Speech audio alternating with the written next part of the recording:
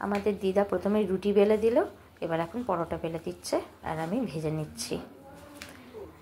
দিদা এই টাইমে একটু শোয়ে, আজকে আর শোয়নি। দিদা বললো যে আমি করে দিচ্ছি, তুই করে নে, তাহলে তাড়াতাড়ি হয়ে যাবে।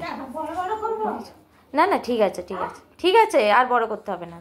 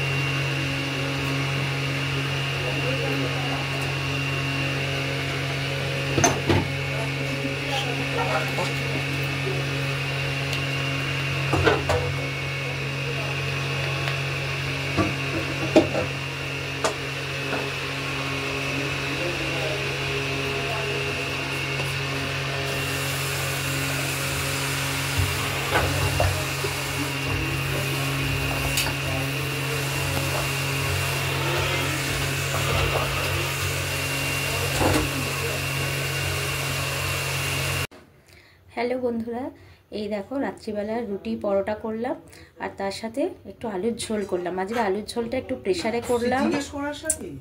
হ্যালো বন্ধুরা, এই দেখো রাত্রিবেলা তো রুটি পরোটা হলো, তার সাথে এবার কি খাওয়া যাবে তার জন্য একটু আলুর ঝোল করলাম।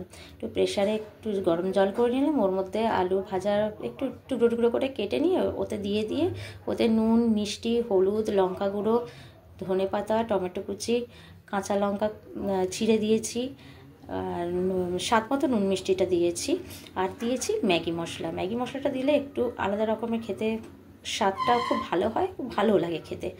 তোমরা করে দেখো। আমি অ্যাকচুয়ালি এটা বাটিতে করি, বাটি চচ্চড়ি বলা হয়, কিন্তু আজকে এটা প্রেসারে করলাম। এটার কি নাম দেওয়া যায় বলো তো বন্ধুরা, তোমরা বলো, অপেক্ষায় থাকবো।